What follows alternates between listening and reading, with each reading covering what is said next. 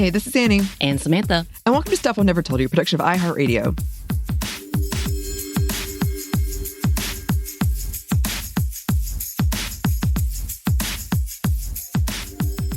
We're so excited about this conversation, but before we start, we do want to add content warnings about the fact that we are going to talk about eating disorders, sexual assault and abuse, as well as just really bad things happening in the world, as we know, and trauma, childhood trauma and abuse as well. So let's get into it.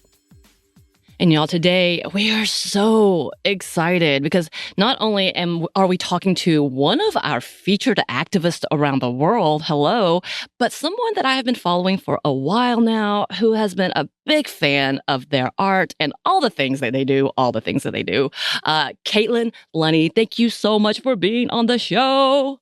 Thank you so much for inviting me. I'm thrilled to be here. Okay, before we get into this, because we're going to talk a lot about your background, can you introduce yourself to our listeners? My name is Caitlin Blunnie. I go by Liberal Jane online. I'm an artist and activist. Most of my work centers around the framework of everyone deserves the right to bodily autonomy. And I've been creating illustrations for the last 8-9 years at this point.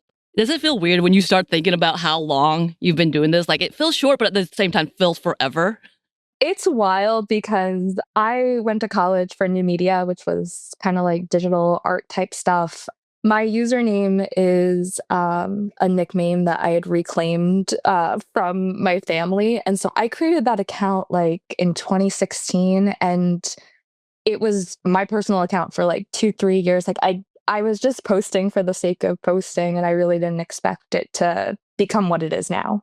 Yeah, we're going to get into that in a minute. There's so many layers in how your story unfolds and just how you got to this point in both your career, your activism, your advocacy work. There's so much in this conversation. Again, when it comes to your amazing work, I've been a big fan.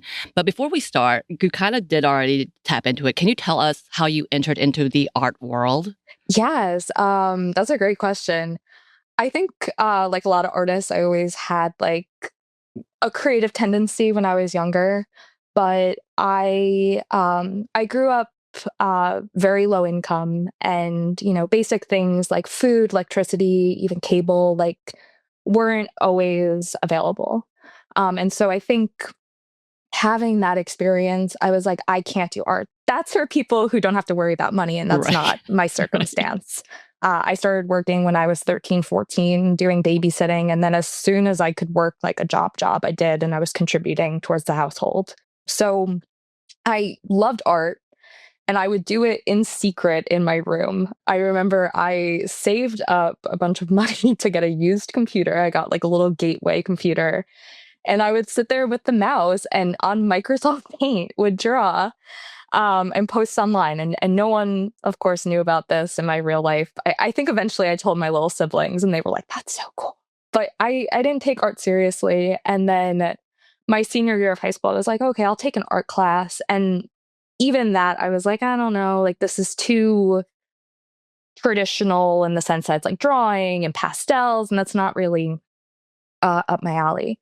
And so I went to college. I had no idea what I wanted to do. I thought I was going to be a literature major. I thought I was going to read books and, be one of those people. And I ended up getting involved in like, I say digital art. It's like web design, photography, videography. But the whole focus of my program that I went to was the idea of teaching yourself. And so while illustration wasn't a part of my formal education, it was something that like by my sophomore, junior year, I was creating mostly GIFs. They were like these little, I call them jitter GIFs, where it's like you just draw 3 or 4 frames and then you put it through a GIF maker and it just gives that like little bit of motion. And I did that for 2-3 years. And then when I graduated, I was like, I really want to do activism. I really want to do art. How do those two things go together? And so I started off, like most people, in a nonprofit job and just doing advocacy work. And it was at that job, actually, that I started feeling very frustrated with the work that I was doing. I was very frustrated with how things were handled at the nonprofit I worked at. And so I started, I would go home from work and I would just draw because I was just angry. And it I love really, that you're laughing about that because I know I can picture you doing this. Like, you're like, oh, I'm mad. I'm going to show you something. And then, like, as you're drawing, you're putting all your frustrations and that release of just like being a private story, though, in your own like moment to now, like, wow. But that's such a, like, I love that. Just thinking about you coming home stewing and you're like eating a bowl of cereal or something and just like going at it on your art stuff. It's so good. So you started and you went into that. How did that unfold into today? Yeah. Well, I worked that job I really didn't like for about 7, 8 months. And then I became an organizer for an organization called Reproductive. And I started as the Virginia organizer. And I was just doing mostly organizing around abortion access. I would organize, we called them positive presences outside the abortion clinic that was local to us, and organizing direct actions, a lot of frontline activism work. And I really loved that. I was involved with Planned Parenthood in college, and so like was very much into the direct action side of it. And thankfully with that job, it was work from home, so I had more time to do drawings and art on the side. But those two things really didn't come together for another 3 or 4 years. Like it was just something I did on the side. And then eventually at that job, eventually art became a part of my role at work. And I did that for several years. And reproductive rights, abortion rights are very close to my heart. And I think, having started as an activist during the Obama era in New York, I entered it thinking, this is so bad. This is horrible. It can't get worse than this. And then, of course, now I'm like, I miss Obama, please Right. come back. But like, I just entered it. Like, I didn't realize, I guess, and I hate saying this, I didn't realize how good it was at the time and where we would end up 10 years later. Look, we are also in that state of like, even though we know on our end, no person in politics is perfect and they all have to be accountable. There's just some level of like, but it wasn't this bad. Yeah. Yeah. And I think there were a lot of experiences. Like I remember the Kavanaugh confirmation hearings, standing outside the Senate building and conservative reporters coming up to any woman they could find and just saying, were you raped? Were you sexually assaulted? Is that why you're here? And just over like the last 4 years, especially like 2016 through 2021, it just was ramping up to the point where like it was becoming more and more unsafe. And I think, like I said, I started during the Obama years. By the time Roe fell in, what was it, 2021, 2022, I just like, I had a mental breakdown, honestly. I think because I had been marching and beating the drum of Roe is going to fall, Roe's going to fall. And for years, people telling me I was crazy, people telling me that's not going to happen. And then it happened. And yes, there were protests. Yes, there was outrage. But here we are years later, and half the country doesn't have access to reproductive rights. Right. And women are dying, and people with uteruses are dying on the daily, and we're not talking about it enough. Mm-hmm. Oh, yeah. You do some heavy work, and I feel that heaviness especially in talking about like, we knew when things were turning, like, you're not listening. We're crying and mourning for the loss of our freedom, and why you think we're being dramatic as we are being touted to literally die at another person's whims is really infuriating. Yeah. And I think, the decision coming down broke my heart. I think what really led to me having a breakdown and eventually having to resign from that role was very shortly after Roe fell. I had a training with a group of people in Texas, and they were super excited to, figure out how to get people to access care in their state. And having to sit there and say, well, actually, your state hasn't had access since the year before with SB2. Yeah. Second of all, I don't even know if this conversation's legal. I don't know if there's repercussions for this. No one knows, and it's such a gray area, and so much of my work has to do with stigma, I think, and like making, the implicit explicit. Right. And I think it was one of those moments I was just so intimidated and I was so overwhelmed and sad. And, I think burnout played a large role in that, when you're in the fight for so long and you just you feel beat up. It's exhausting. It's exhausting when you're in the center of chaos in a 24-hour state and it feels like you're losing, and that it's not only are you losing, but you're losing more support and rational thinking, which that's a whole different conversation in itself. But this does bring me back into something that I find so heartwarming, I guess is the best way, because a little bit about, you've already mentioned about your name, Liberal Jane, as you first kind of came out in your activism in your art, that how you came about that name. And we have talked on here a lot about like having conservative families and growing out of that and what that looks like again, and you doing that, and not only doing that, but becoming well known and famous for your work with that felt vindicating. I felt like I was living through you, vicariously through you, and being able to be like, yeah, sticking it to my family, my conservative family, who really didn't know that I could do all this and use what they thought was an insult to me to better publicize the work that I am doing. So I loved every bit of this, but again, I'm giving it away too much. So I need you to tell our listeners about how your name came about. Absolutely.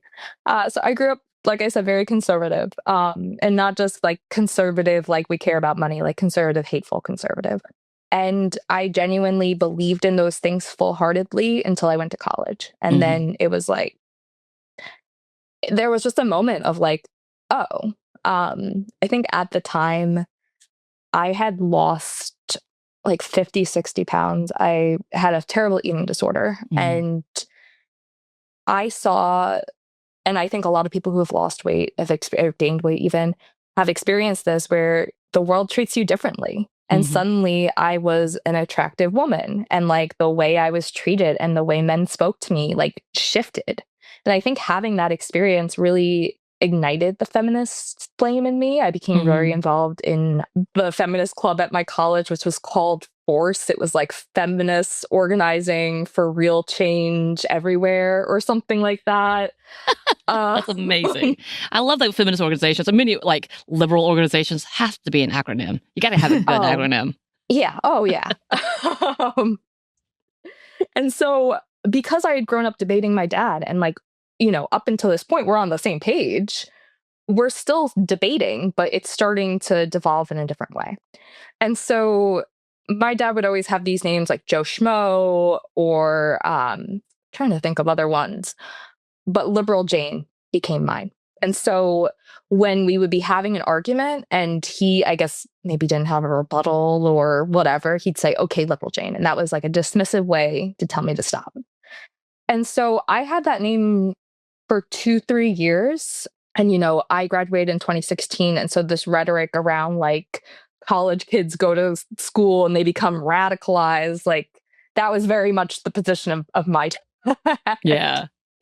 But like I said, when I graduated, I really wanted to figure out how to combine the art and activism. And that just felt like a fitting name. Because, Jane Doe is like, just any woman. And then, of course, we have the Jane Collective.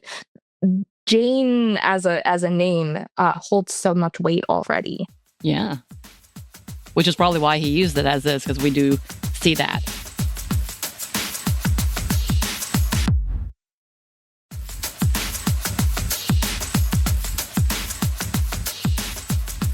I think there's a lot to be said about, again, education. And we know the conservative far right are really anti-education and making sure to not do too much. I mean, as in fact, my family have talked about, if we go from, so I lived in an Appalachian town, and me moving to Atlanta, which is where we're based, which is, a pretty big hub and a pretty big city, they were like, oh, she's gonna get radicalized. And it's not because of like education necessarily, but because of the sins of the city type of thing. Oh, yeah. Which I find fascinating in itself. But like leaving that type of family where you truly did hang on every word, because that type of family often leads with the men are the head of the families. You follow suit with the families, as in fact, like they're talking about, again, repealing 19th Amendment and saying that they just need a household vote, implying, again, that same structure of male leading the family. And I recently listened to your podcast about trauma and about kind of leaving that behind. And for me, it felt like a legitimate breakup with the church. Mine was specifically with the church and growing up in the church like that, being told I need to be grateful.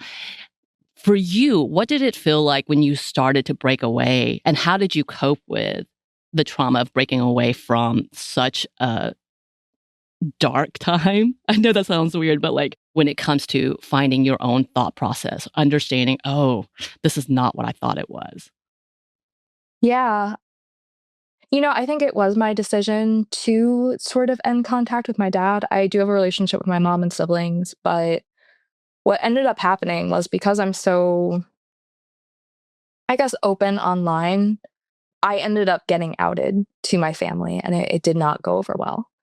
And that was the last time I spoke to my dad. That was over 5 years ago. Because I was called a liar. I was told that I was hiding who I was and that they didn't believe anything about me anymore, because how could I lie about such a important part of my life?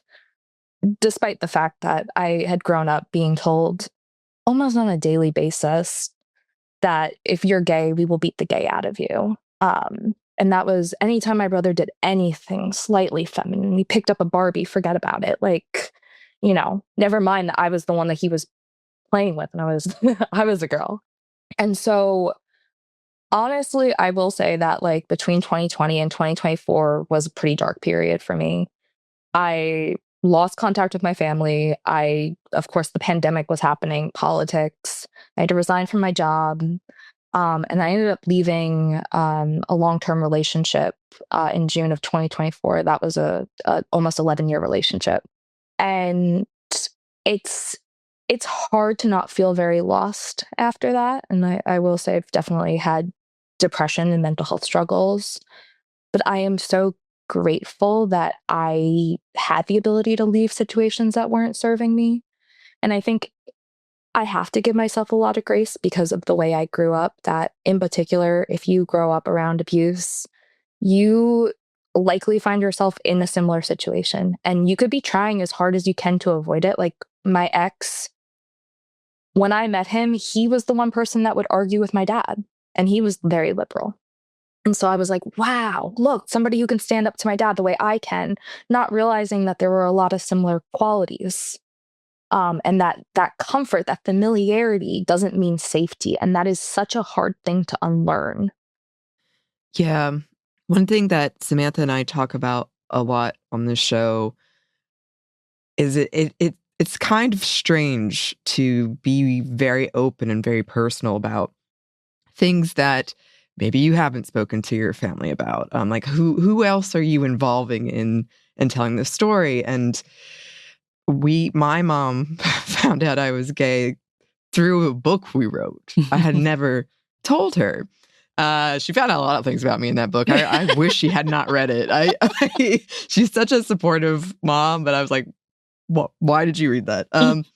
But I was very lucky in that my family was they were liberal, but I still grew up very afraid of being gay. Like I was pretty sure at the 7th grade, I was like, I think I might be. And I would pray about it. I would be like, I hope this isn't true. Because I knew, even at a young age, I knew what that would mean. And it was not good for me societally.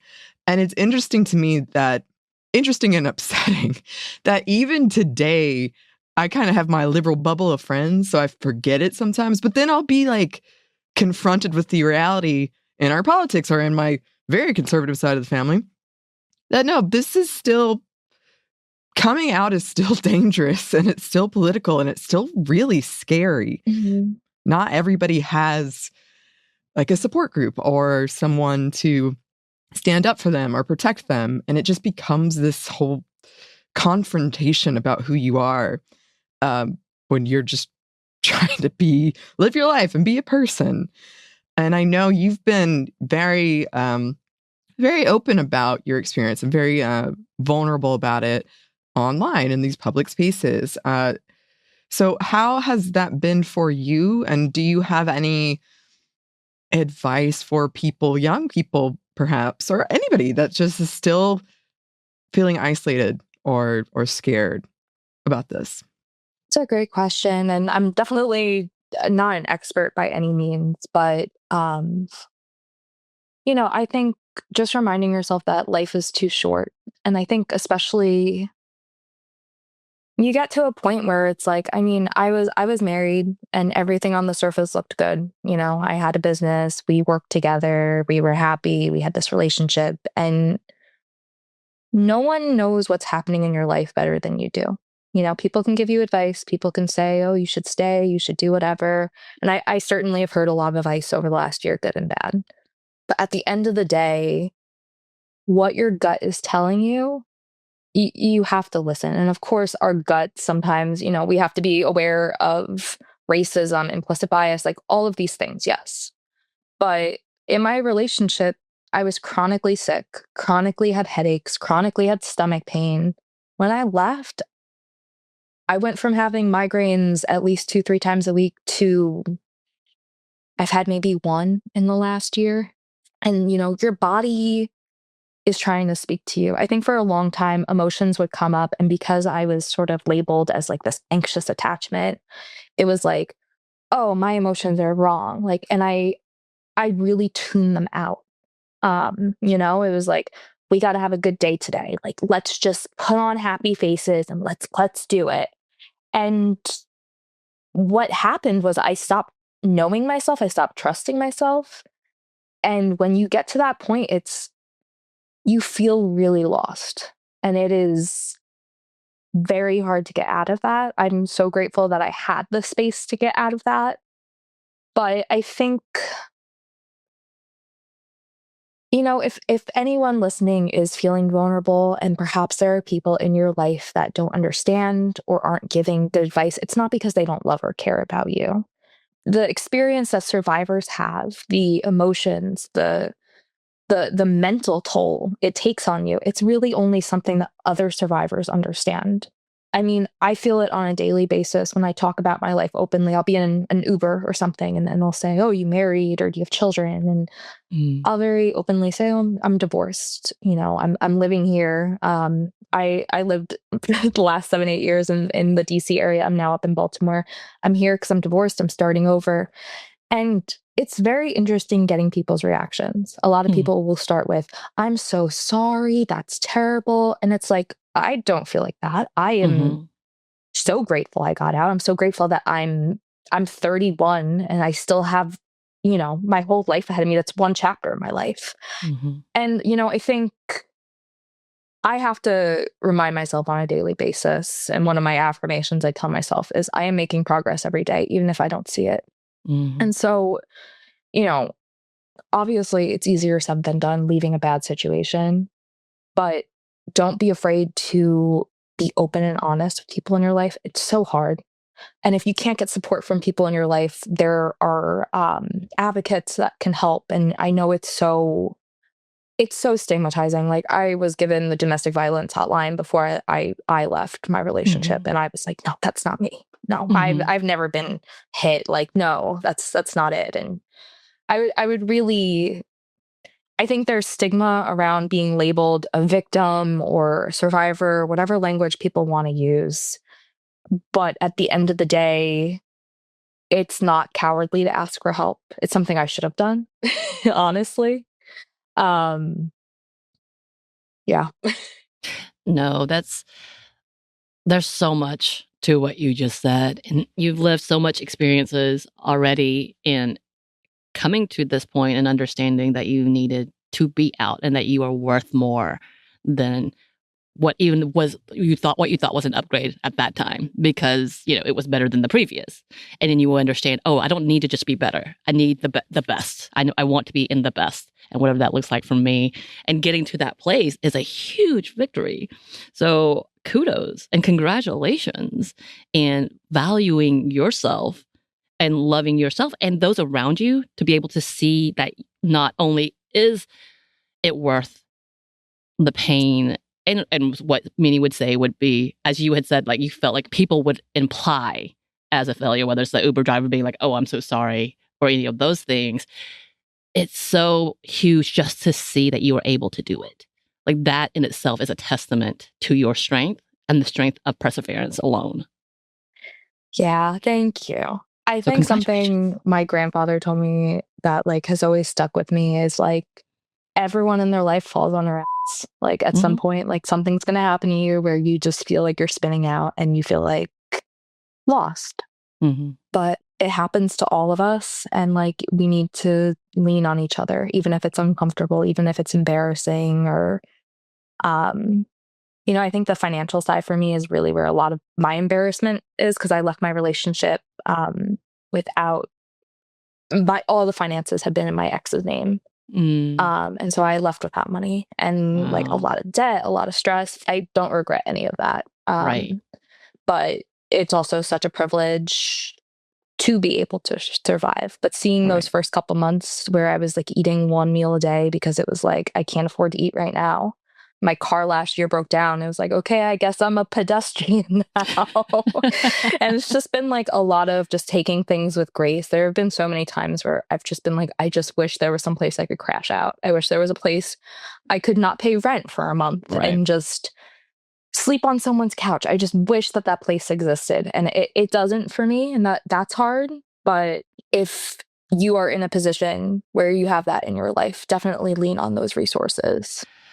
Again, there's so much in your conversation that alone, because we've absolutely had the mini conversation about the financial abuse aspect and how severe that is, but it's so under talked about. It's not talked about enough, and how that is so binding, and how, again, these laws that are being forced upon us, we're regressing in a lot of ways through this administration, is trying to put people, specifically women and those marginalized people, in those same binds, knowing that it traps people. So to get out in any situation, knowing that eventually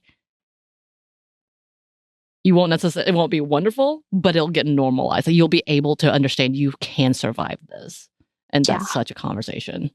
I think that's what's so scary about the whole stay-at-home girlfriend trend, because like, especially that, like, marriage offers you some protections. In my case, it didn't. It didn't do anything.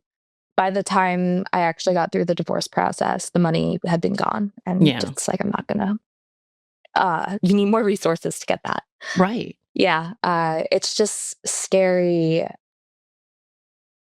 how I think, the previous generation and the generation before, we fought so hard for these financial rights, the rights to have a credit card, to have bank accounts, to open our own businesses. And for this like regression of, this is easier. And it's like, actually the conversation should be about, the double shift most women fall into, where they're working full-time jobs and then also doing housekeeping, childcare, and the mental load. And the solution to that isn't taking away agency and control. Right. Something I wish that I had done, and there are so many reasons behind why I didn't. If you are in a relationship, definitely have savings put aside. There's a great thing online. If you just search you fund, it'll come up. And the idea is like, it's somebody very happy in a relationship, and it's just saying, in case anything happens, I can say you and peace out. Right. And everyone should have that, because you know what, even if it's 2025, it's not easy to save money. Right. But if you can, and you have the means, just even a little bit. Right. That's amazing. And just for edited purposes, FU fund, but out, because it's going to be bleeped out. And I don't know if people understand what it is. Probably. I hope so. But sometimes in context, you know how like those skits will just bleep out random words and it's not actually bad, but it sounds like it could be bad. And you gotta, Just in case. Not that we do that, but you know what I'm saying. Just to get that clarification. But I didn't know about that. I really want to know more about that specific site, and we'll have to come back to this because that's a fascinating conversation.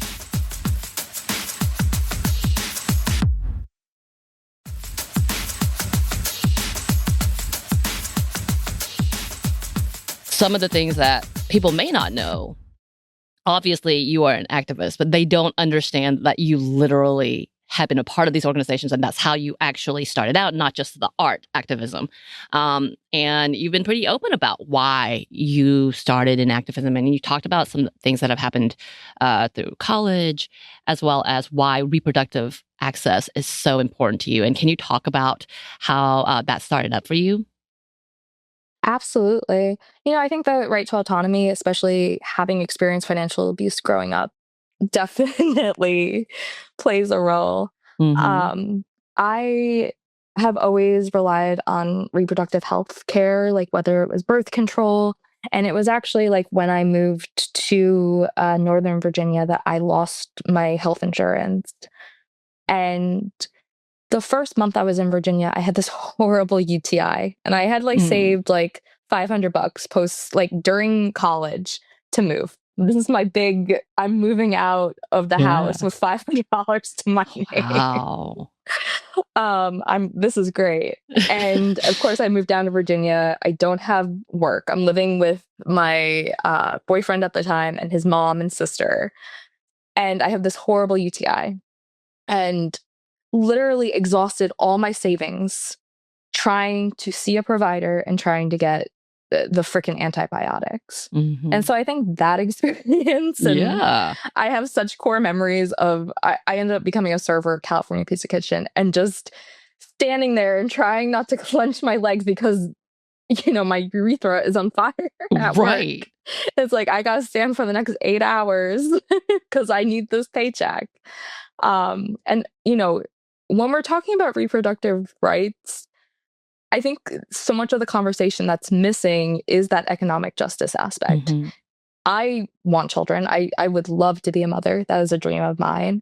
But when I became pregnant at 21, me and my ex were living, we were taking care of his father who had a stroke and was struggling with opioid addiction. And so it was a very intense household. Like we were taking care of him and then also dealing with this addiction that we didn't know about when he moved in. It wasn't until he moved in that we realized that he was still using. And so it was just like, in retrospect, I think I was just so scared. And at the time my ex was like, abortion. And I was like, okay. And going through that process, I wasn't able to get an abortion in Virginia. I had to travel to Maryland, and just going through the whole process. And, in a way, I ended up going to the clinic with my best friend, and that we're still best friends to this day. My ex did not come. And I just remember waking up at 6 a.m. and going to CVS, and she was like, I'll just buy you whatever snacks you want.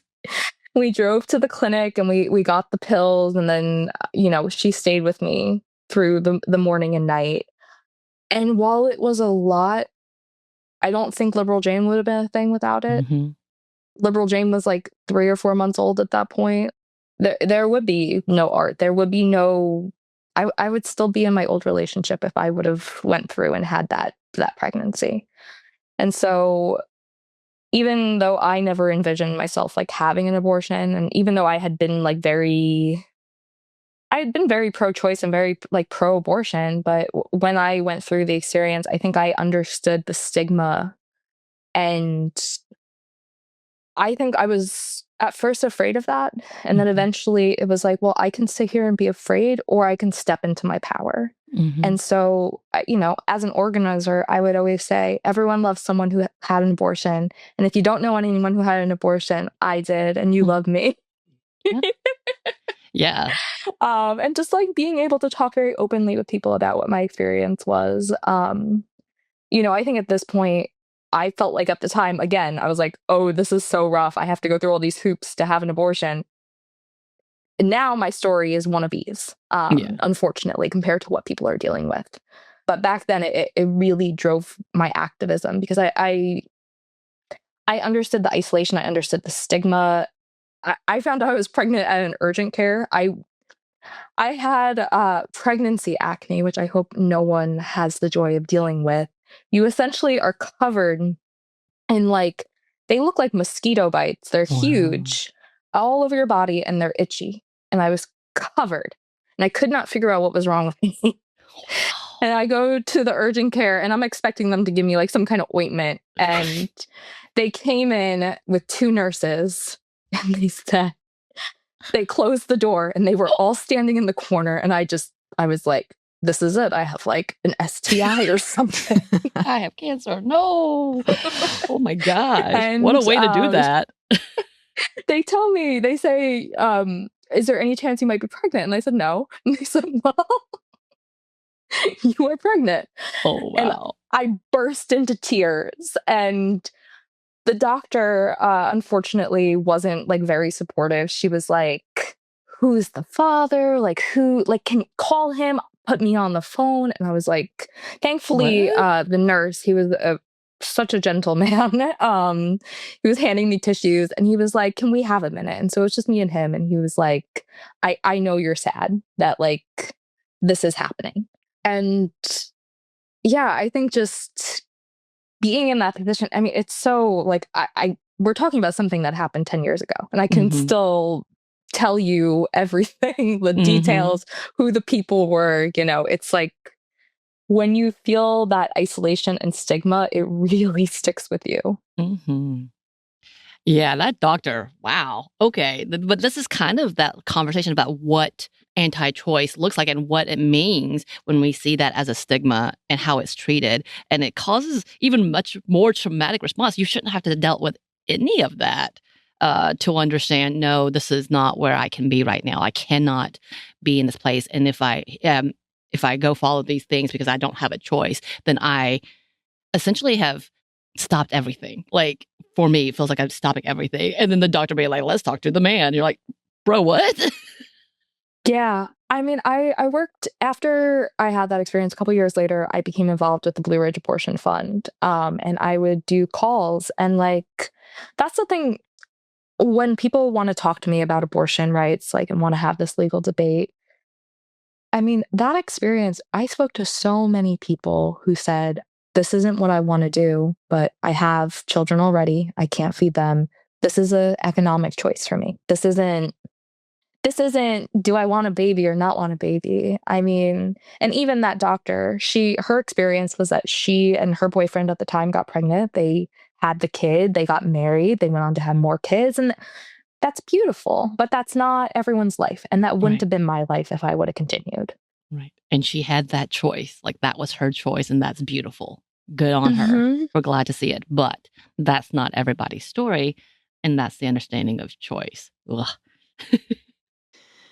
Yeah. I'm okay. I was researching for a potential, I thought it was going to be a short episode, and then I knocked myself on the head because I was like, why would you think this would ever be a short episode? But NPR is doing this whole series on population shift and about why no one's having kids anymore. Nobody wants to have kids anymore. But it's they can't afford them. It's just, that's what it is. And a lot of people do actually want to have kids and cannot, and are making a choice about, I can't afford to have this kid. So that is definitely something we're getting it to a breaking point with that, I think. I don't know if anything will actually happen about it, but a breaking point is being reached. And it's interesting to me because when I was 15, I got sent to a gynecologist for migraines, I think. And the gynecologist told me I was pregnant and it was a man. And I started crying. And I was like, this is... And he called my dad. He didn't call my mom. He called my dad. And I was just sobbing in the background. And I wasn't pregnant. Apparently, sometimes you can just get a false pregnancy notice on the little test. And it was so traumatic that I still remember it. And I wrote a horror story about it. I love horror, but it was devastating. That was going to be my whole life. And he called my dad. Oh, that stigma around that. Yeah. And the purpose of calling your dad was punitive. Like, that was the person that was going to be upset that his daughter was having sex. And like, I mean, my heart breaks for teenagers now because they're getting so much misinformation, and particularly like this demonization of birth control. Like, birth control is bad for mental health. You know what also is bad for mental health? Pregnancy. Dating men. Dating men. We're about to do an episode about an article. I don't know if you read it, Caitlin, about how it's is it embarrassing to have a boyfriend now? Have you read this? Yeah. But yeah, I'm like, that's just like that. So. We're also about to do an episode I cannot wait to talk about, but about the influx of media told from usually white middle-aged mothers who have had enough. They have done, and they're tired of dealing with men's bullshit. So, yeah, I mean, I think that there's just only so long. It's exhausting. All of this is exhausting, and it's expensive. And I think people are tired of it, and have been for a while, and it's bubbling over. One of the things we did want to, I guess kind of related, talk to you about is, for a long time, art and activism have been very closely related. It is a way to get these messages out there, to bring awareness to issues that maybe people don't want to engage with unless it's with art. Why do you think that art and activism go so well together and that it's so effective? There is research that shows that when there is art, people are more likely to stop in their feeds, and they're more likely to stop for a longer period of time than they would normally. And so already you have people's attention in a different way. I think something that I've been thinking about a lot, and if you look at my recent work, I've been doing a lot more like scenes or portraits of people. Art has the ability for us to actually put faces to the issues and to see who it is. You know, I think about so many of the group pieces I do, like, you know, when we're talking about disability, we are talking about a huge group of people. We are talking about an umbrella that includes short-term disability, long-term, mental, intellectual, physical. Like, there's so much. And in particular with the disabled community, like, anyone can become disabled at any time, and those experiences are all radically different. And so being able to sort of pull out those stories, and I think, you know, I try to do this, like, even with, like, I posted about birth control yesterday. It's like, birth control rocks for preventing pregnancy, but there are also so many other uses for it. Like, and let's not just talk about people who need it for health reasons. Yes, that's super important, but also for trans people who want to bleed on their own terms, or maybe they don't want to have periods. Like, there are so many reasons, and when we just blanket say no birth control, it's bad, it's whatever, you know, I think we're seeing it with the abortion bans, where there are so many people getting caught up, they're having miscarriages, and they're not getting the care they need because it's no abortions whatsoever. We're just being told one narrative when there are so many perspectives and there's so many reasons someone might need access to something. That's so much. And I'm just wondering, because again, you've been doing this for a little while. You've been doing this artwork for a while, and activism, artivism, as I know it is said, specific to you. Because I've never heard that term until I researched you. I was like, oh, that makes sense. I like it. But do you, remember your first piece that really got out there? And can you tell what it is? And do you have a favorite? Or is it just like, no, they're all my babies? Ooh. I think the piece that did the most, it was in 2020 for the George Floyd protests. It was an image of 3 people protesting with masks.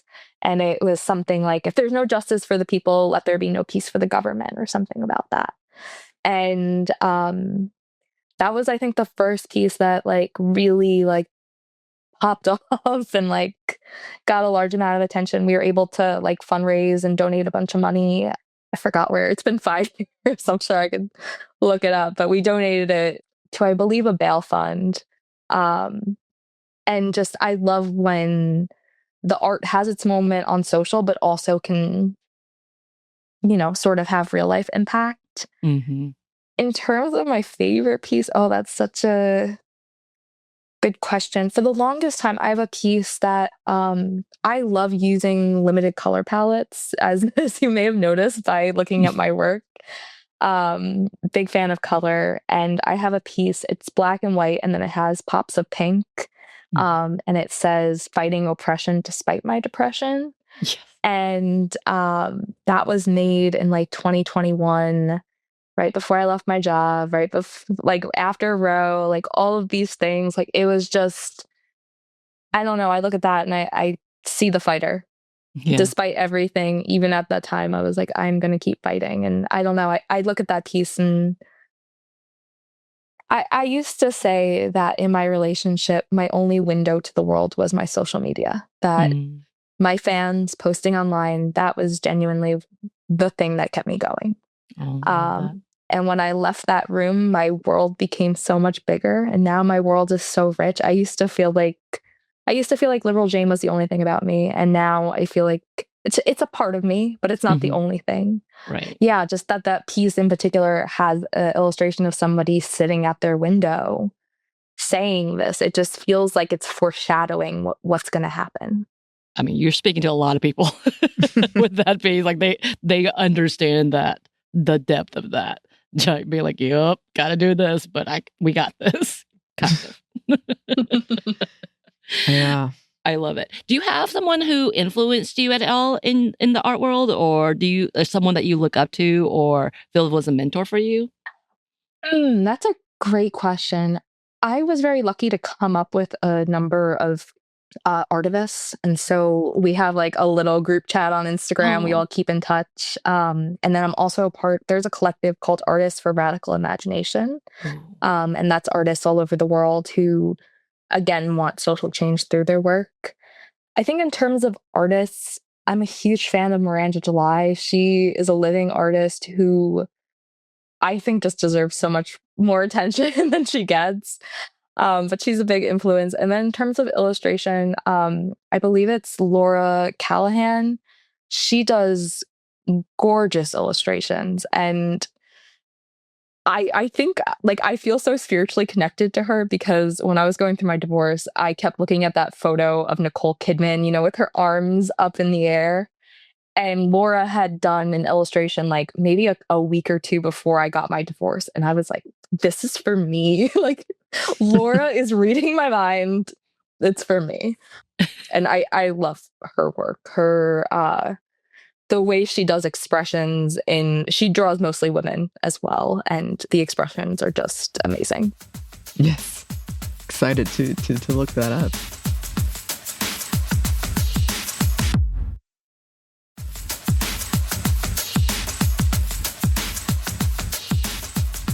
And so you've been mentioning social media and Instagram.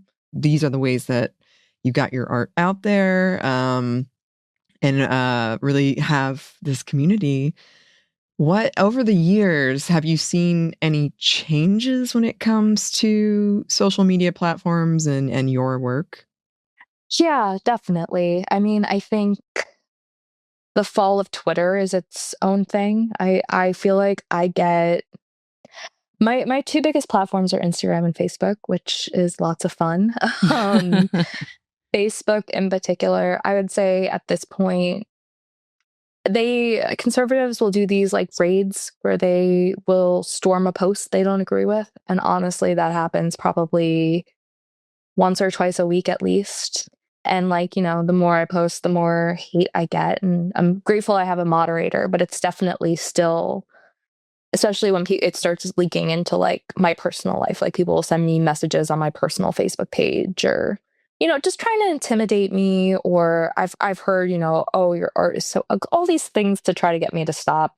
I'm not stopping. Don't worry. if my family couldn't stop me from making art, I don't think a faceless name online will. Right.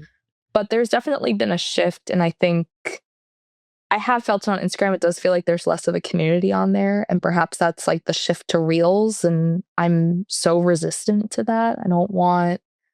I don't know. I refuse to make video content because that's not my medium. And so like it does stink to feel like I'm being punished by the algorithm for that. And I know a lot of artists are feeling that. But, I think at this point in 2025, the people, like I have a Patreon that people can join for free, and that has more of community, I think, even than Instagram does at times. Yeah, I've heard that about Patreon, because Patreon's kind of a thing you have to seek out, as opposed to Instagram kind of feels like something that at one time we all just had. Yeah. So that makes sense. Also related to this, we have talked a lot on this show about censorship and how that can look on social media. Has that been something that you've had to deal with? Has that impacted you at all? Absolutely. It's very hard to talk about abortion online. I have gotten content removed. I used to work on self-managed abortion when I worked in nonprofit. And so that is sharing the World Health Organization's protocol for how somebody can use the pills on their own. I've gotten in trouble a handful of times posting that. I've actually I have a piece that says, if you want to ban abortions, we'll learn to do them ourselves. I can't post that anywhere. Anytime I post it, it's deleted for inciting violence, despite the fact that we are literally referencing the World Health Organization's protocols. So there's that. I have worked with a lot of repro orgs on the censorship aspect, and anytime I do a brand deal where it's like sex toys or anything like that, like a lot of them like will send you like a one pager of like, oh, you want to say sex? Here's how you have to spell it, and like here are the emojis to use so we can get around the algorithm. And it's people get very frustrated with me, especially when in the art the word sex is censored. But I've gotten in trouble for posting. I have a piece that says sex ed should not have shame or stigma or something like that. And because it has the word sex, we're talking about sex ed, first of all. Because it has the word sex, it's inappropriate. And it's like, well, how do we talk about it? Yeah, we actually had an episode with friend of the show, Bridget, and she came specifically talking about reproductive organizations being banned and having their entire accounts taken off, like them having hundreds of thousands of followers and all of a sudden losing all of that.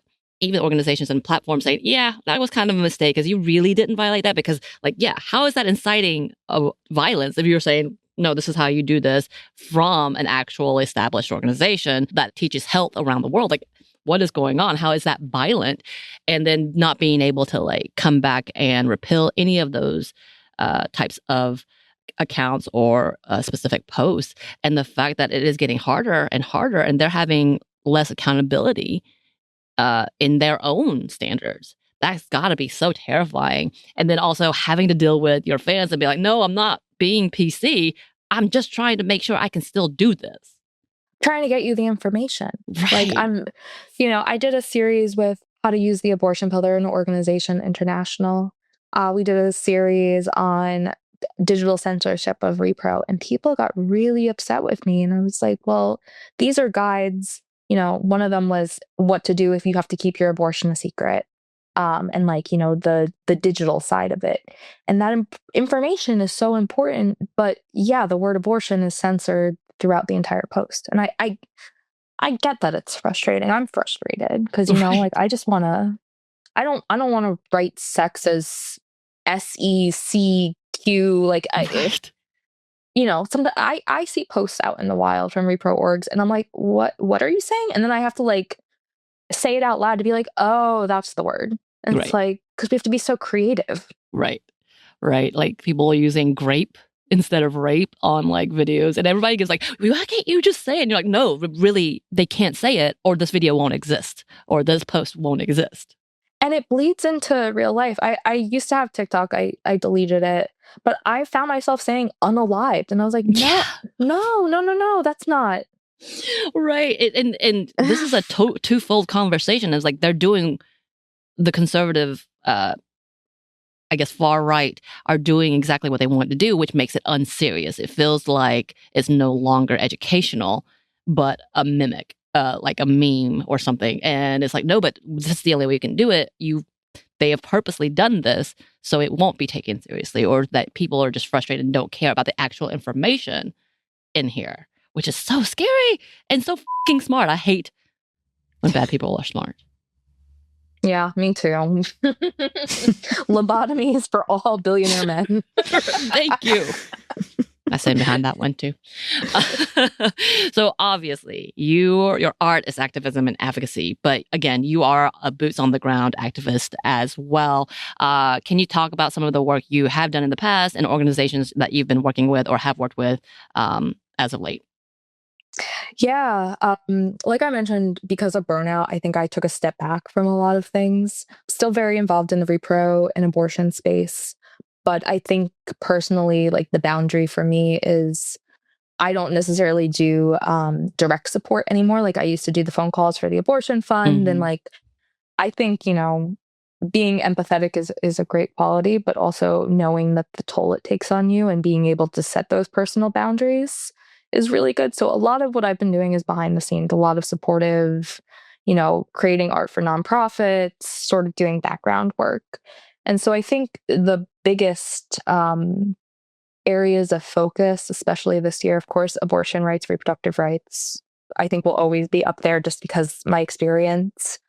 But also LGBTQ liberation, especially trans rights right now, and really putting a face to trans people. And really, I think I've been thinking a lot about like, how do we expand this definition of gender affirming care to be like, when I get my hair done, that's gender affirming care. When I get my nails done, it's like, let's open up this conversation more. And then, of course, something that's like always been very close to my heart is just what's happening with immigrants right now and ICE. I live here in Baltimore, and we're essentially preparing for ICE in the next several weeks. Donald Trump, of course, named a handful of U.S. cities that are beyond and, criminal, and Baltimore was up there. And it's very strange living here. And I live in a community that's mostly immigrants. And just seeing in the day-to-day, it's just such a vibrant community. And the fact that we're being threatened with militarization, when these are people that are just living their lives, that to me is just awful. I feel like we're raising the next generation of supervillains by like yanking parents away from kids, and just like my heart breaks thinking about like the generational toll of what we've been doing over the last 5-10 years. I mean, and beyond that, but especially in this latest iteration. I mean, definitely we're living in a part of that generational toll, which is the nightmare that we're like, what, like everybody's been warning about. And now we're making it 10 times worse with what is happening today. And I have to give kudos to you, like learning to step away when everything in you wants to be like, no, but I have to do this. No one else is going to do this. I have to do this. My background is in social work, and I worked as a case manager for many situations. And the burnout is legitimate. Like you literally waste away, whether it's in sickness, whether it's mental health, like, or physical sickness and mental health stuff. Like there's only so much that you can give until you fall apart and you can't give to anything. And so having the fortitude and understanding and listening to your body, listening to your mental health is a strength in itself. And I think we've said this to our listeners repeatedly. As a person who constantly growing up was told I need to be grateful and give back. That's the only way that I can truly be thankful to the white saviors of my life. Like even though they may not require it of me, the teachings that I have is understanding that that's what I was supposed to be doing, but realizing that that is actually another toxic part of the patriarchal system with white supremacy that really is a way to get rid of us. Mm-hmm. And so for you to do that, I think it needs to be complimented, and it needs to be uplifted. Like people need to know it is okay and it is better for you to take that time so you can come back round and not completely give out. So yeah.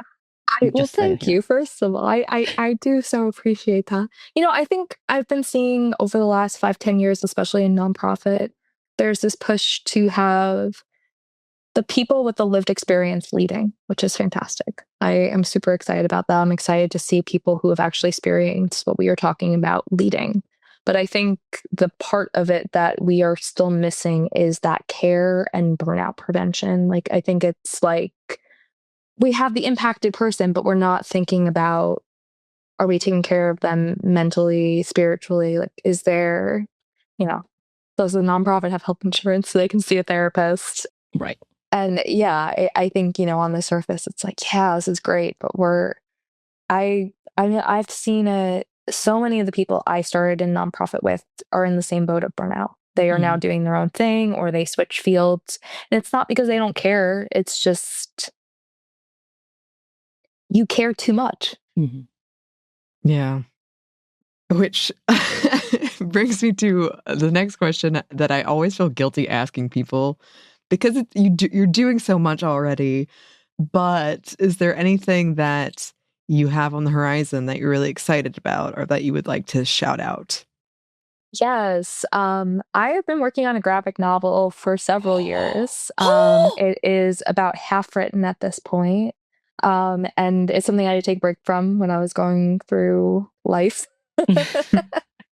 But I've picked it up in the last several months, and I'm excited about that because unlike social media where I only get maybe 6 to 7 seconds of someone's attention, a book is like, sit down with me and let's actually sit and like put image to words. And I'm very excited. It has a lot to do with intergenerational trauma, and in particular, the way that conservatism affects small towns, and the way that like anti-trans rhetoric plays out in school districts, and how, this is, I think about the Moms for Liberty and stuff, and parental rights and that whole movement, and just, I don't want to say humanizing it, but exploring it, and also giving people the tools to fight back against stuff.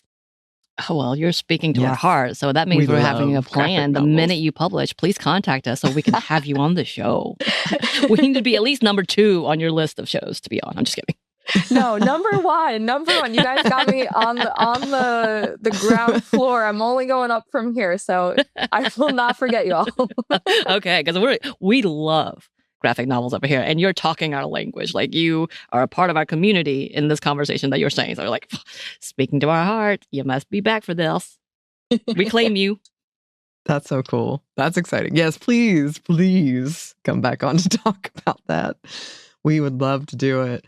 But this conversation has been so lovely. We would have you back anytime. Thank you for being here. How can the good listeners find you? I am Liberal Jane across social media. I'm on Facebook, Instagram, Twitter, Blue Sky, Threads, Tumblr, and maybe TikTok. I got you on TikTok. Tumblr, yes. I love this. Okay. Going all the way back. Well, thank you for being here, and definitely come back when the graphic novel comes out. That sounds amazing. Will do. Thank you both so much for having me. It's been so fun. And listeners, if you would like to contact us, you can. Our email is hello@stuffwhatevertoldyou.com. You can find us on Blue Sky at Mom Stuff Podcast, or on Instagram and TikTok at Stuff Whenever Told You. We're also on YouTube. We have new merchandise at Cotton Bureau, and we have a book you can get wherever you get your books. Thanks as always to our super producer Christina, our executive producer Maya, and our contributor Joey. Thank you. And thanks to you for listening. Stuff Whenever Told You is a production of iHeartRadio. For more podcasts from iHeartRadio, you can check out the iHeartRadio app, Apple Podcast, or wherever you listen to your favorite shows.